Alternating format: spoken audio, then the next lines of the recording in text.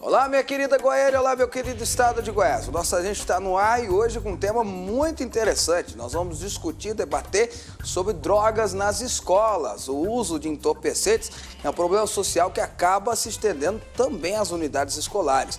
Nós vamos discutir o trabalho de prevenção realizado nas escolas, com os pais e professores e como eles podem identificar se os alunos estão envolvidos com drogas e como é feito também o combate aos traficantes pela polícia na porta, nas proximidades das instituições de ensino. Para tratar desse assunto, eu estou recebendo a delegada adjunta da DENARC, Érica Botrel. Recebo também o coordenador do programa Sem Drogas, José Gonçalves, e ela que é uma das fundadoras do Fórum Goiano de Prevenção ao Uso de Crack e Outras Drogas, Sônia França. Tema muito importante, muito relevante para a sociedade hoje, com pessoas extremamente gabaritadas e preparadas para discutir. Depois do intervalo eu já trago os meus convidados aqui.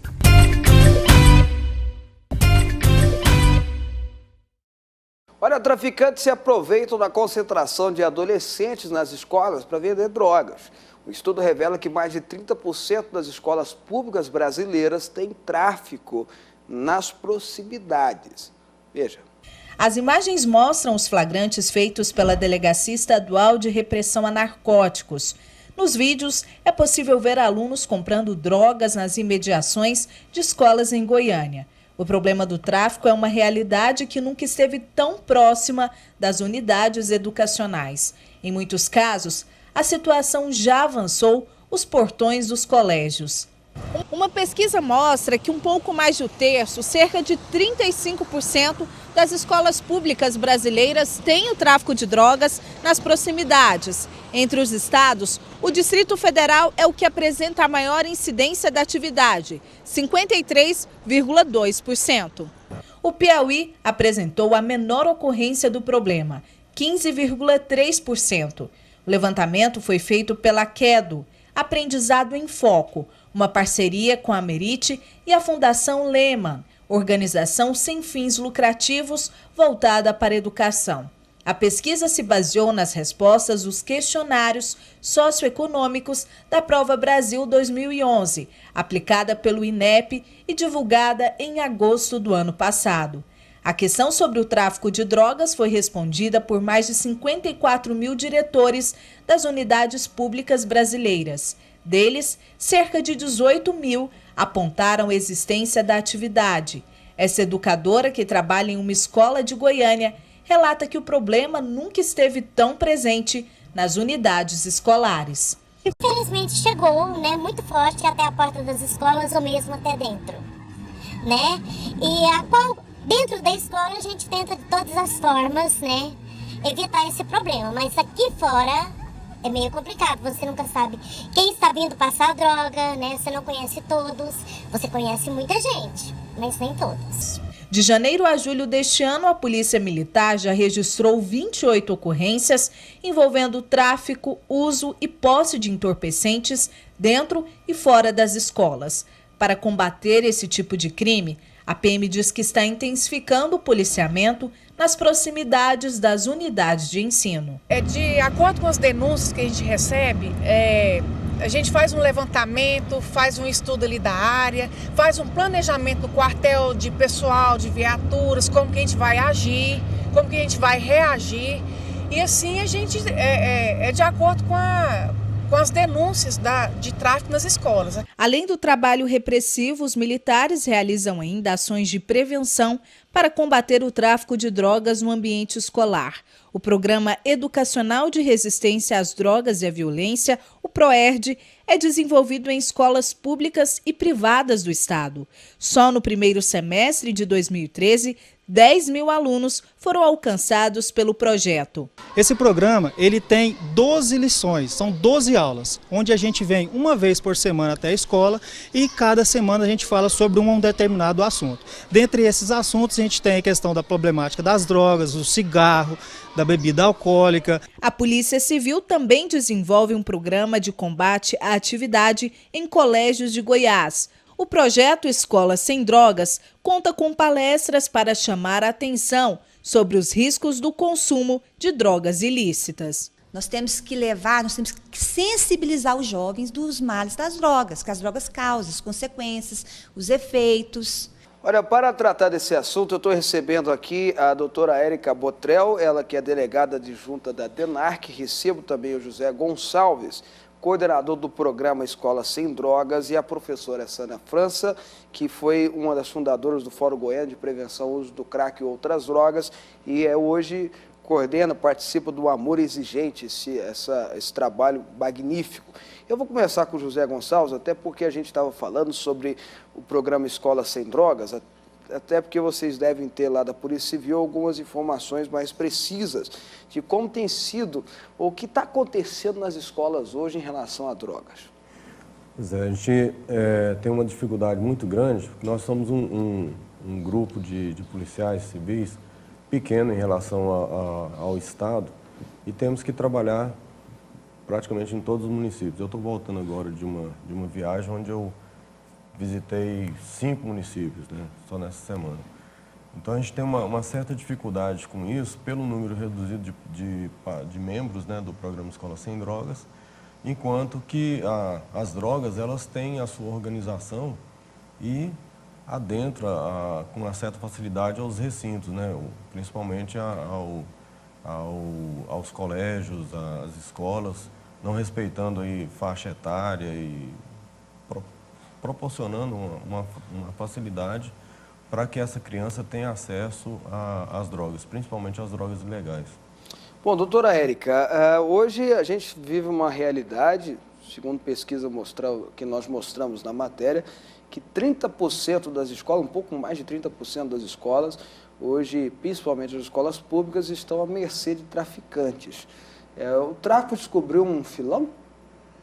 A gente sabe que o alvo desse tráfico aí, desse varejo, né, que é a venda mais a miúdo de drogas, tem sido os jovens, né, que é um público vulnerável a esse tipo de ação, principalmente nos bairros, né, mais afastados da capital. A gente nota que tem uma incidência muito grande de ocorrência de tráfico nas portas de escola. E nas proximidades também. E como é que a escola pode identificar um traficante que está andando em volta? Porque eu imagino que eles não são... O traficante não é burro, né? Assim, infelizmente, ele sabe fazer as coisas bem calculadas.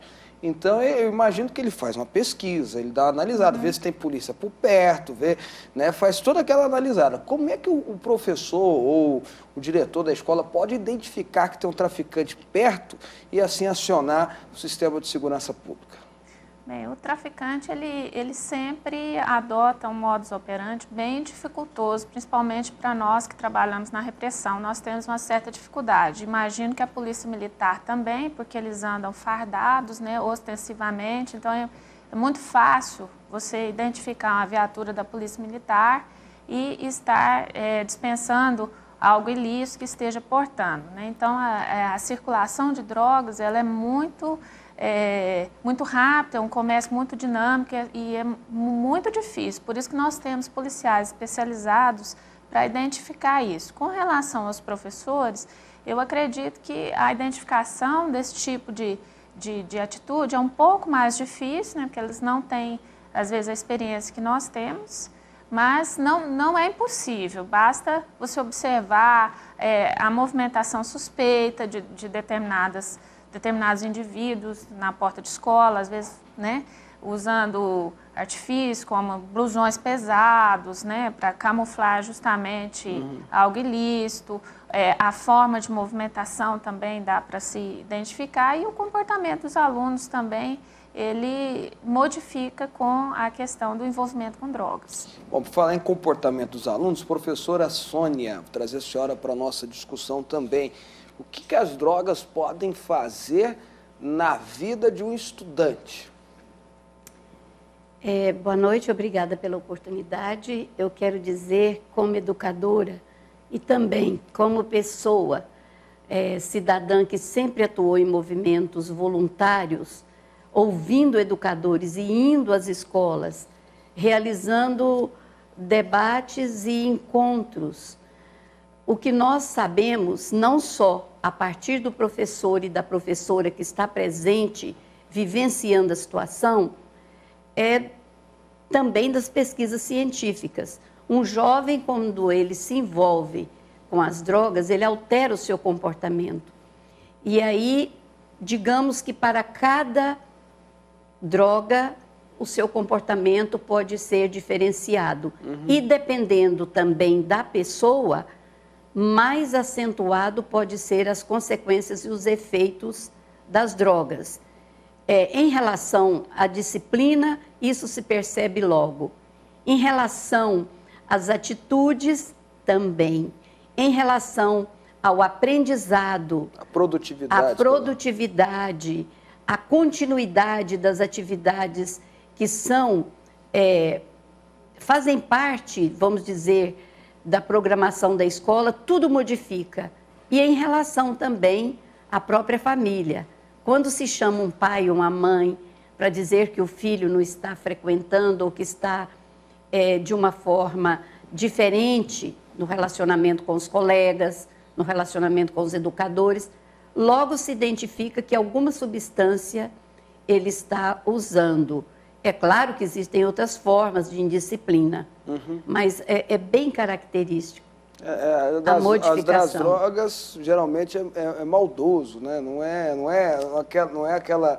aquele comportamento irresponsável que muitas vezes faz parte da natureza do adolescente. Das drogas é mais violento, é diferente, né?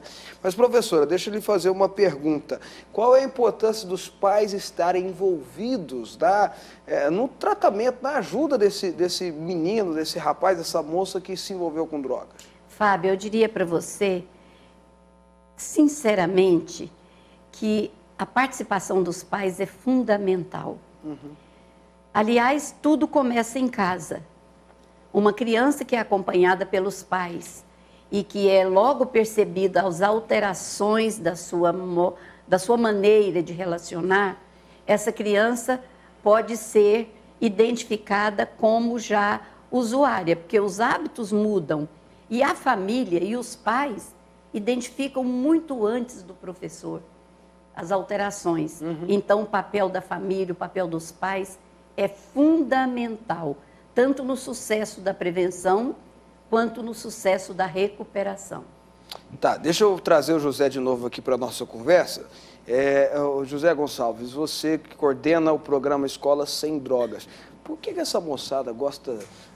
quer entrar, não gosta não, né? Mas quer entrar nesse meio, nesse mundo que já tem, todo mundo tem informação que é ruim, que é um mundo que vai fazer mal no final das contas. Por que quer entrar? É curiosidade ainda?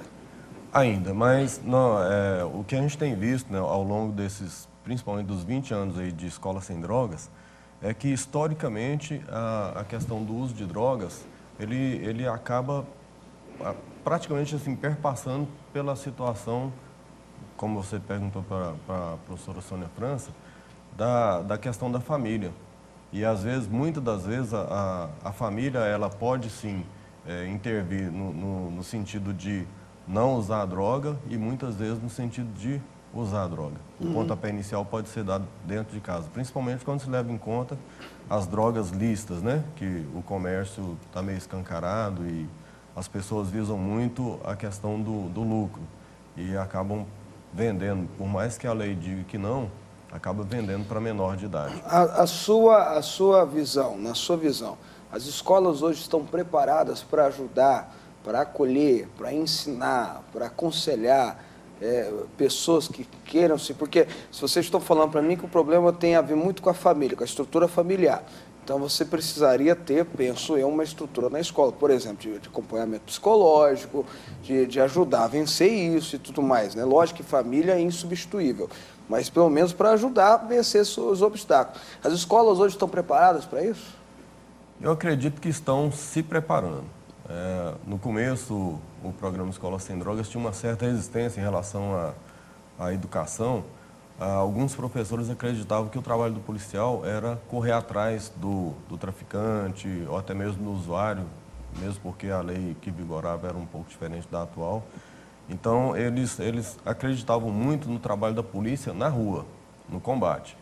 E, de repente, eles começaram a perceber que, por mais que o pai, como já foi dito, por mais que o pai ou a mãe identifique que o seu filho esteja envolvido com algum tipo de droga, ele não quer acreditar. E a professora ou a escola, na realidade, como às vezes não era filho, né, ou na maioria das vezes não seja filho na escola, ela identificava, mas tinha uma dificuldade de estar repassando isso para a família, pelo medo da reação da família, contra o professor ou contra a própria escola. Então, hoje a gente vem preparando, o Amor Exigente ajuda muito nesse sentido, que é a questão dos pais lidarem com essa questão, e até mesmo alguns professores, quando buscam ajuda junto com a gente, nós passamos o que nós podemos e indicamos o Amor Exigente, que a professora Sônia França está lá, é uma das pioneiras no estado de Goiás em relação ao Amor Exigente. Então, acho que aos poucos a escola vem se preparando, sim. Pois não, lógico. Pediria licença aqui, José, para dizer o seguinte: aquela primeira pergunta que eu acho da maior relevância, por que os jovens buscam as drogas?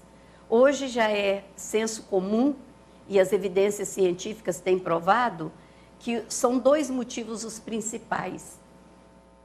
O primeiro motivo trata-se, obviamente, do lucro, do comércio das drogas. Esse, lamentavelmente, é um dos elementos que mais tem promovido a expansão da oferta de drogas, o lucro. O outro, o prazer. Não podemos ser ingênuos nem trabalhar com os jovens de uma forma falsa. Eles buscam a droga pelo prazer que ela provoca. Querendo ou não, quando experimenta, sente prazer. Sente prazer, mas é um prazer momentâneo que precisa ser repetido, e repetido, e repetido. E daí vem a dependência. Então, as consequências são terríveis. Pois é, todos mas nós sabemos. Professora, não falta isso, ensinar para essa moçada as consequências, mostrar para eles que as consequências, esse vício só vai destruir a vida deles, que essa consequência vai ser muito pior do que o prazer momentâneo que eles sentem? Obviamente. Por isso que eu acho esse programa aqui muito esclarecedor para os ouvintes de casa, os telespectadores, se informarem de que a prevenção ainda é o melhor remédio. Como na medicina. Não existe nada que não seja tão eficaz como a prevenção. E, além dessa questão do lucro e do prazer, que estão nas duas pontas, nós precisamos também, aqui fortalecendo o que o José acabou de dizer, e o programa Escola Sem Drogas vem trabalhando nesse sentido, esclarecimento aos educandos, mas é preciso saber também que essa oferta só existe porque tem consumidor. Ora, se o consumidor é advertido e recusa, porque foi esclarecido com um amplo programa de prevenção, obviamente vai diminuir, só tem oferta porque há procura. Então, as duas questões, como a delegada acabou de explicar, essas questões aí do entorno da escola, a oferta está aí. Mas por quê? Porque tem consumidor. E quem é que vai inibir e coibir e esclarecer para que diminua o consumo? A prevenção. Por isso eu cumprimento por essa brilhante ideia de esclarecer ao público, à sociedade, sobre a questão da prevenção. Nos esforçamos para isso, pois não? Só complementando, voltando, vai ficar um bate-bola aqui. Fica à vontade. Existe também um outro ponto que eu acho que é crucial nessa situação. Além de todas as situações colocadas em relação ao usuário, a busca pela droga, nós ainda temos assim, algumas situações relacionadas à mídia. Talvez porque colocam dessa forma, o pessoal joga praticamente em todos os meios de comunicação, situações que fogem um pouquinho ao que a gente coloca quando nós vamos na escola. Então, nós colocamos lá o que realmente a droga pode proporcionar, né? Então, é claro que eu não vou chegar lá, não vou ficar falando isso ou aquilo sem a gente ter uma base. E, de repente, a mídia ela começa a colocar uma tendência hoje, praticamente no mundo, em relação à maconha, da descriminalização do uso da maconha. Então, o pessoal fala muito do uso medicinal, disso, daquilo, mas eles esquecem de colocar também a verdade em relação à maconha. Eles trabalham sempre em cima de uma ou duas ou dois dos componentes da maconha. Nós sabemos aí que a maconha ela não é só um canabinol ou uma substância. Ela tem basicamente... Ou um relaxante apenas, né? Tem ali dentro, como substância, né, como componente dentro da erva, você tem ali mais ou menos 460 substâncias tóxicas. Então, que, inclusive, pesquisa recente, isso a meninada, quando a gente coloca, eles falam, não, na internet está colocado assim. A gente pede para que eles busquem sites de confiança, né, que são sérios, que vai mostrar realmente o que é a maconha. É verdade, né? Então, que ela inclusive, causa mais danos que uma das drogas que hoje é considerada, talvez, das piores, que é o tabaco, né? O maior causador de doença é o que mais mata pelo mundo. E tem gente que fala que não, fala que a maconha causa muito, o tabaco, a bebida alcoólica, muito pior do que a maconha. Eu vou deixar uma pergunta para a doutora Érica aqui no ar, que a gente já estourou aqui no nosso primeiro tempo de debates, mas tem muita gente, e aí a doutora Érica responde depois no intervalo, tem muitos professores, eu já ouvi isso já na Assembleia, já ouvi isso na televisão, que criticam o fato da polícia estar na porta, por exemplo, guarda escolar, etc. e tal. E eu quero saber a opinião da doutora Érica, depois do intervalo, ela dá a resposta para a gente.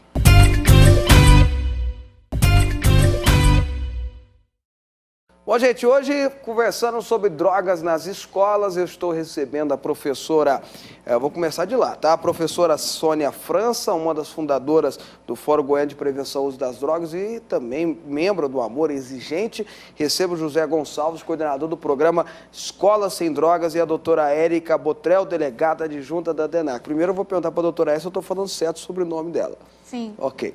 Doutora Érica, eu deixei uma pergunta no ar sobre policiais fardados, a guarda escolar e etc e tal, que eu já, quando eu defendi isso em plenário, na Assembleia, eu já fui criticado por professores. Professores que disseram que não concordam com policial na escola, porque vai inibir a criatividade, enfim, tem várias justificativas. O que a senhora acha a respeito disso? Não, a minha opinião é que a polícia tem que estar presente em todos os locais críticos, principalmente na escola, que tem que reprimir qualquer ilícito em proximidade de escola, e a polícia tem que estar ali ostensivamente ou, no caso nosso, disfarçado, para estar identificando condutas delituosas ali. Pela experiência da senhora, um policial fardado na porta, uma viatura passando na porta, isso inibe a ação de traficantes? Com certeza, nós temos verificado nos monitoramentos que nós fazemos na DENAC que nós, inclusive, verificamos os traficantes conversando entre si, falando, olha, tal local tem uma viatura. Que os traficantes, eles aliciam jovens para fazer a vigilância no local. Eles sempre têm batedores, eles sempre têm jovens que vigiam as bocas, isso já é comprovado, né? Então, a gente verifica que há uma comunicação entre eles nesse sentido. Olha, a polícia, entrou uma viatura na rua tal, a polícia... Então, nesse momento, eles paralisam as atividades, né? E já cessam aquela conduta delituosa no local. Então, a polícia tem que estar presente nas ruas. Professora Sônia, vou trazer a senhora para essa discussão. Hoje está acontecendo no Brasil algo que a gente só vê nos telejornais, que é menino armado dentro da escola, dando tiro dentro da escola, né? Enfim, lá nos Estados Unidos, por exemplo, a maioria das escolas públicas hoje tem detector de metal na porta, tem polícia que abre mochila, que olha, enfim, por aí vai. Eu não estou falando que nós vamos chegar aí, se Deus quiser, nós não vamos chegar nessa necessidade, não. Mas a polícia estar presente e os professores estarem bem orientados também. Não, tem escola nos Estados Unidos, eu vi um documentário a respeito disso, diga-se passagem, que os professores estão recebendo aula de tiro, de se amar, se proteger. Talvez há um exagero nisso aí, mas está acontecendo isso lá. E aqui no Brasil, como é que nossos professores estão preparados para enfrentar isso e se a polícia tem que estar presente, a senhora, na visão como educadora agora? Fábio, eu diria que é lamentável tudo isso que você acabou de relatar, chegar a esse ponto. E também quero manifestar como cidadã e como educadora que nós estamos muito atrasados.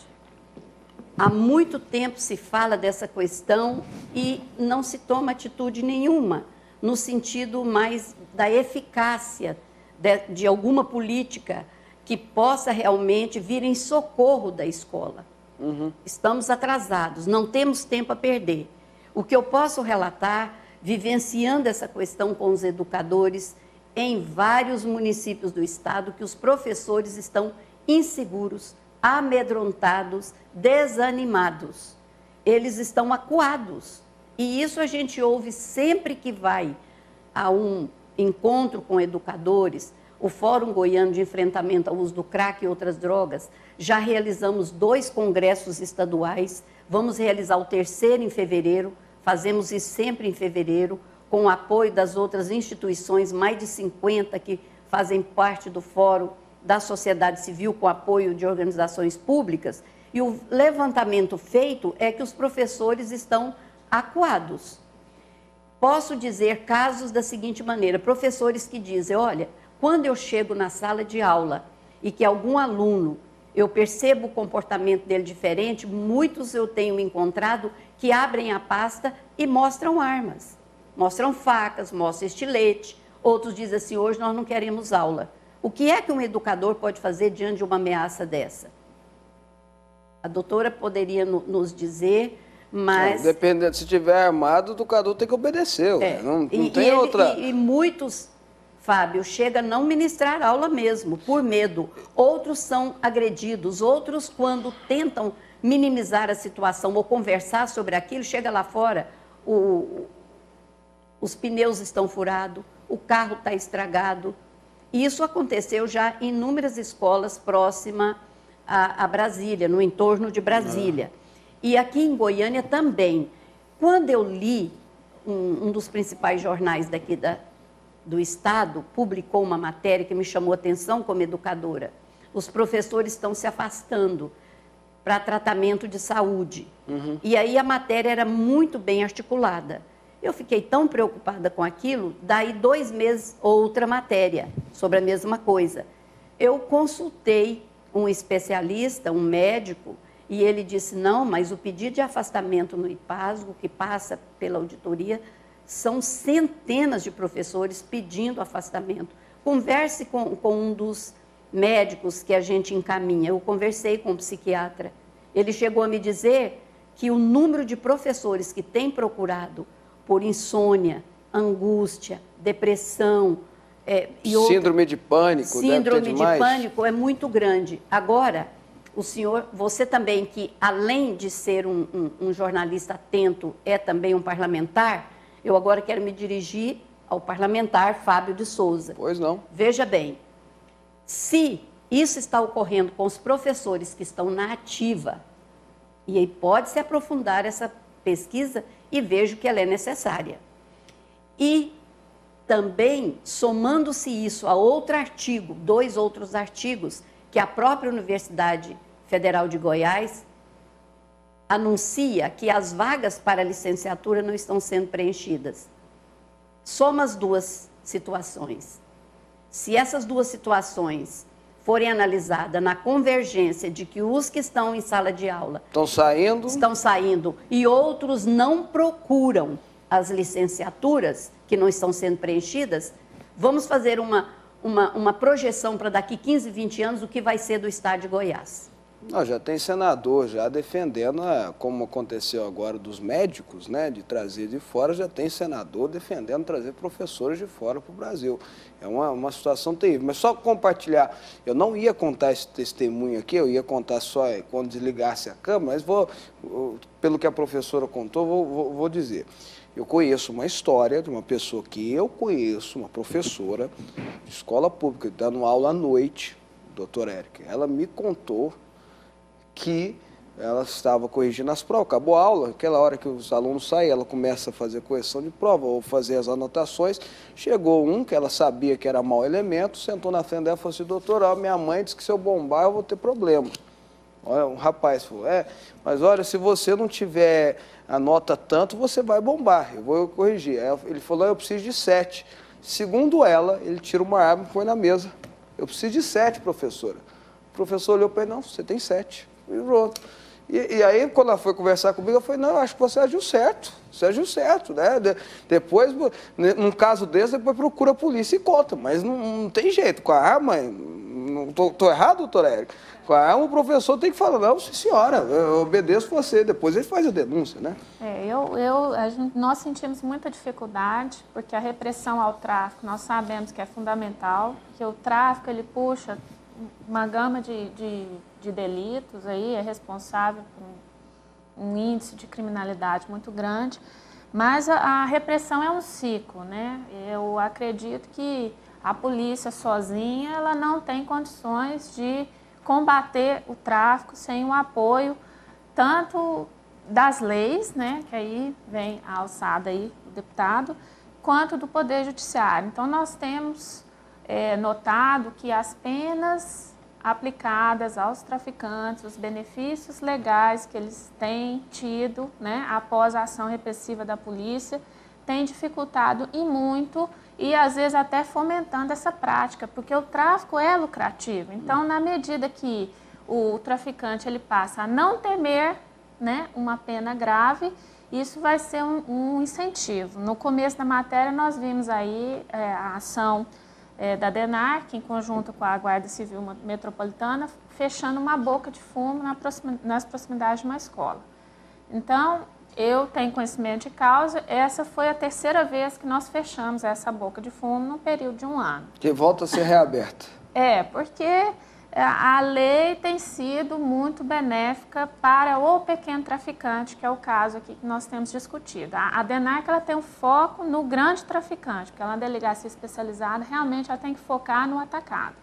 Mas devido à demanda, né, ao crescimento do varejo em Goiânia, nós temos aí mais de 500 denúncias mês. Até porque, doutor, só existe o grande traficante por causa dos pequenos. Né? E nós fizemos nós montamos esse cartório na DENARC, que é de minha responsabilidade, com relação ao combate ao varejo, né?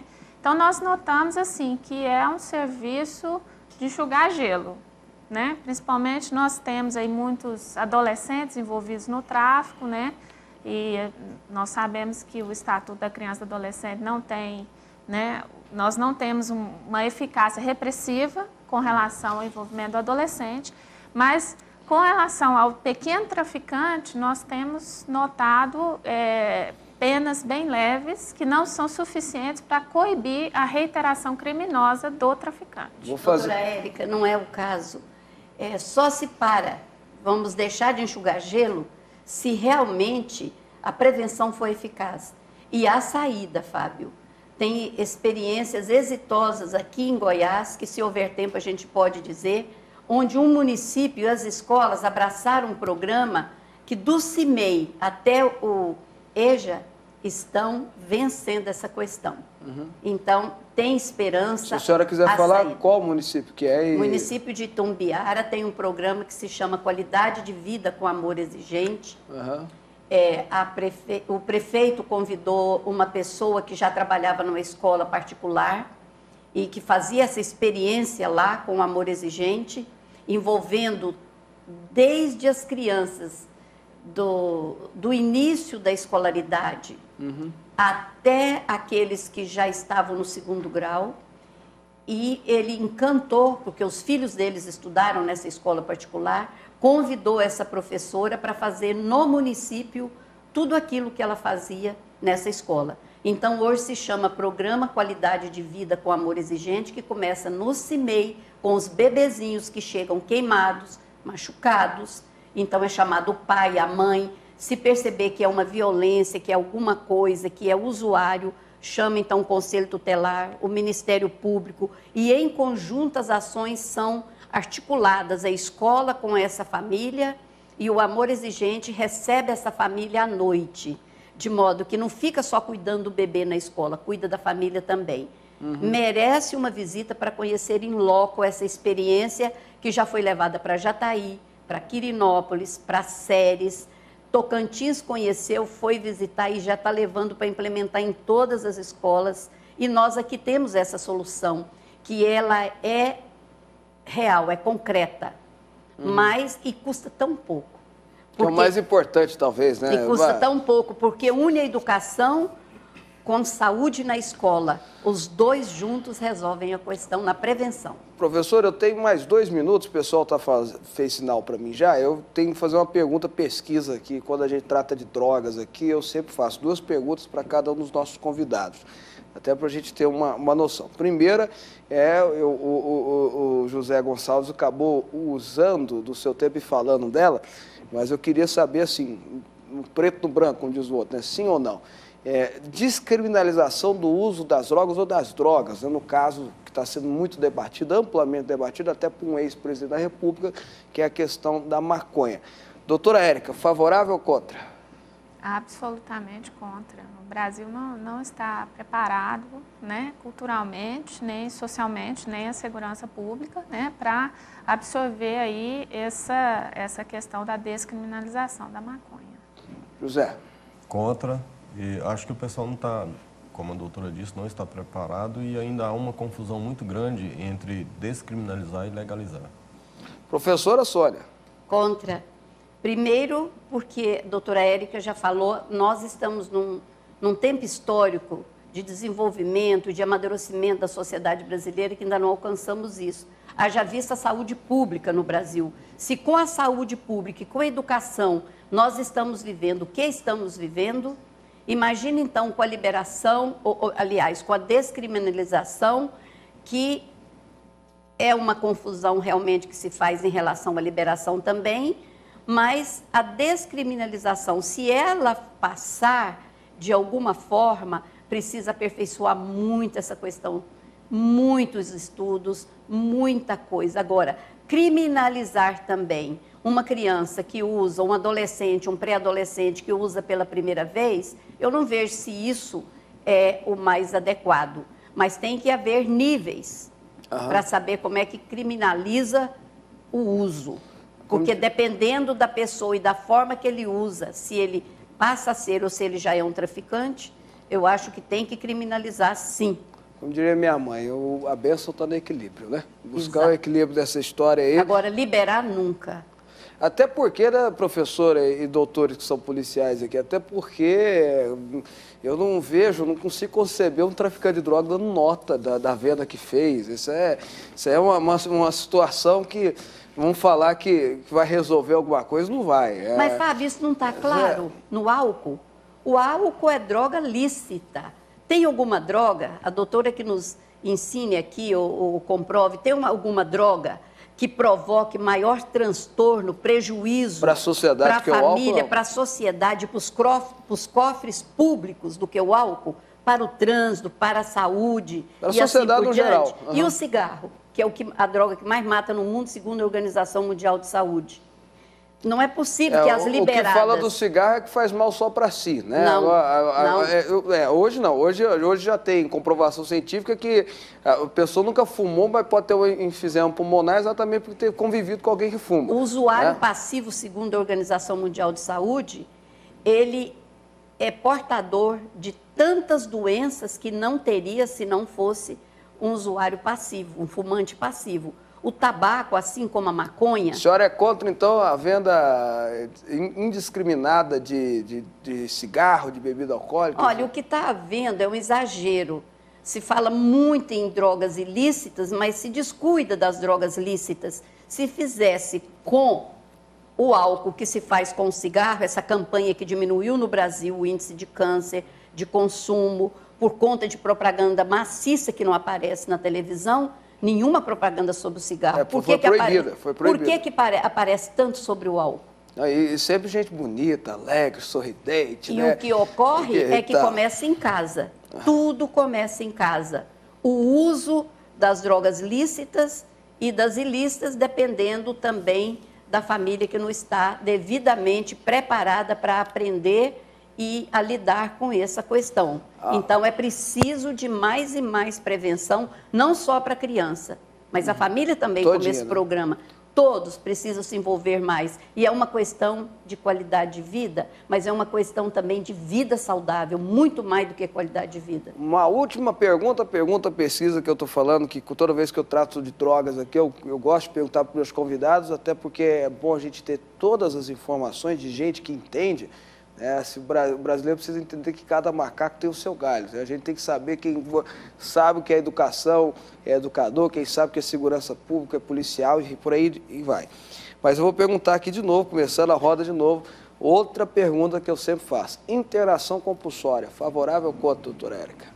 Eu sou favorável, a gente vivencia nas ruas aí, problema social que principalmente o crack gera, né? Nós temos aí jovens, tenra idade, grávidas nas ruas, usando crack e engravidando de forma assim irresponsável, e eu acho que a internação compulsória é a solução para esse pessoal, principalmente os que estão na rua usando crack. José Gonçalves. Eu acredito muito na internação compulsória. Só queria fazer uma ressalva, que o êxito da recuperação dessa pessoa, ou seja, da abstinência, só depende do usuário. O pai, a mãe, os amigos, os professores, os médicos quererem, por ele não vai surtir grande efeito. Então, daí o porquê a própria Organização Mundial de Saúde dita que o tratamento, assim, a dependência química não tem tratamento, né? Então, no caso, se a pessoa não quiser o tratamento, ou seja, se abster da droga, a única certeza que tem é a recaída. Mas, José, deixa eu te fazer uma pergunta. Nós estamos falando sobre o usuário, eu entendi a pergunta, nós não podemos descriminalizar de vez, mas o pequeno usuário, será que é melhor colocá-lo na cadeia ou melhor colocá-lo num centro de recuperação? Não, eu não acredito que a cadeia vá resolver, né? Agora, vai sair de lá muito pior, dá muito mais trabalho para vocês. Mas nós temos também que entender o seguinte, existe para mim uma falha, eu já comentei isso, inclusive numa reunião com a doutora Sônia França, de que você não observa hoje, coloca todo mundo como usuário, como dependente químico. E o dependente químico, de repente, ele não seja um número tão grande assim. E a gente tem tido aí, a doutora Érica pode confirmar isso, que tem algumas pessoas que ainda não são dependentes químicos, que usam a droga, inclusive, para trazer algumas pessoas para o seu lado e mantê-los ali quase que como um escravo pela droga, né? E praticar pequenos delitos. E em alguns casos até, a gente tem visto muito aí, principalmente quando se trata de jovens, né, questão de abuso sexual, o cara usa, aprenderam que determinadas drogas mexem com a libido, então ele aplica ou dá a droga para a menina fica empolvorosa em relação à sexualidade, fica aflorada, e há abusos. Agora, acho que a gente tinha que ter como fazer uma pesquisa antes de colocar ele como um dependente químico ou como um doente, né? Saber o grau de envolvimento desse adolescente ou dessa pessoa com a droga, para saber o caminho que deve ser tomado. Porque esse que ainda não é dependente e que usa a droga como uma situação para a prática de delitos, e eu acho que a violência sexual é um crime muito violento, então acho que esse tinha que ser punido de uma forma, tinha que ser punido de uma forma diferente. Professora Sônia, nossa última pergunta, internação compulsória. Olha, a internação compulsória está diretamente ligada à justiça. E, obviamente, com várias pessoas analisando aquela situação.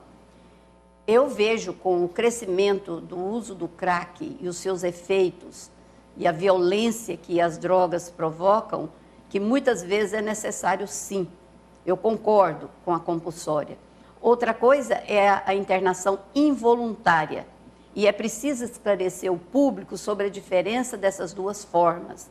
Há uma confusão enorme, assim como há a confusão entre discriminação e liberação. Goiás conhece muito pouco dessa situação. Até quem lida com isso tem dificuldades. É preciso aprofundar essas discussões. Programas como esse são esclarecedores para a sociedade como um todo. É muito importante, mas nós estamos no início dessas questões. É preciso cada vez mais levar isso para dentro da universidade, da academia, chamar cientistas, abrir audiências, seminários, workshops, encontros, diálogos, congressos, o que for. Goiás precisa. Por quê? Todos os estados precisam, mas Goiás tem uma população jovem, acima da média do país. Goiás tem um número de crianças acima da média do país. É um estado jovem, com uma capital mais jovem ainda. Então, tudo está no começo, e quando está no começo, é muito melhor resolver e superar esses problemas graves. E é preciso mais e mais programas como esse. Perfeito, eu agradeço a participação de todos, eu não vou ter como despedir, nós já estouramos do tempo, despedir um por um. Agradeço a todos, o programa está sempre à disposição e eu vou chamar o intervalo, daqui a pouco eu volto com mais Nossa Gente para você.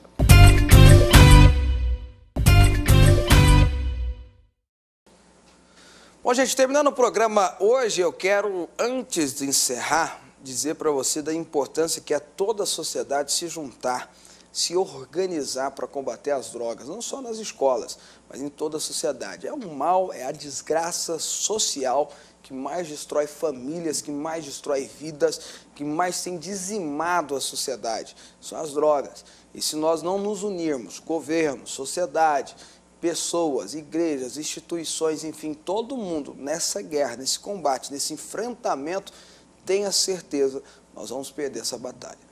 Mas eu quero fazer um anúncio para você que eu acho de suma importância. Eu tenho falado já faz uns meses aqui, alguns meses não, desde agosto eu tenho falado do livro Oi Deus Sou Eu para você. Desde agosto não, perdão, desde fevereiro desse ano. E o Oi Deus Sou Eu é um livro que onde passa, as pessoas que leem, as pessoas que adquirem são tão abençoadas, são tão edificadas. Eu tenho recebido inúmeros testemunhos de pessoas que leem esse livro, que hoje, graças a Deus, no meio cristão, um dos livros mais vendidos, pelo menos em Goiânia, eu quero indicar para você o Oi Deus Sou Eu. É um livro que a gente escreveu baseado na oração do Pai Nosso. Porque a oração do Pai Nosso não é só uma reza, não, gente, não é só um poema para ser admirado, ou uma reza, uma oração para ser repetitivamente dita, não, de formas repetidas.